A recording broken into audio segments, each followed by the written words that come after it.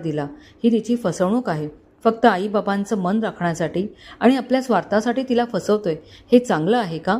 जर कधी तिला समजले तर एकदा तरी माफ करू शकेल मला? विचारांच्या गर्तेत तो खोल खोल बुडत होता आणि तसाच त्या खुर्चीवर झोपला. सकाळी 6 वाजता अनघा उठली. यशला अशा अवघडलेल्या स्थितीत झोपलेला पाहून तिला आश्चर्य वाटले.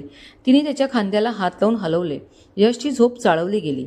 त्याने डोळे उघडले व समोर अनघाला उभे राहिलेले पाहून तो धडपडत उठला.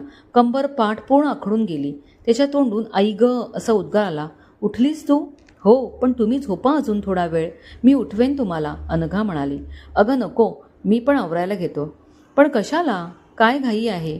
निवांत उठा आणि मग जा ऑफिसला. अरे हो, आज तुलाही ऑफिसला यावं लागेल. सगळ्यांची ओळख करून देतो. तुला काही पेपर्सवर साईनही करायचे आहेत. आता तू one of the board of director आहेस, यश म्हणाला. सगळं कबूल, पण आधी थोडा वेळ झोपा, म्हणजे फ्रेश वाटेल तुम्हाला. माझी पूजा झाली की उठा, अनघा बोलली. बरं, झोपतो थोडा वेळ.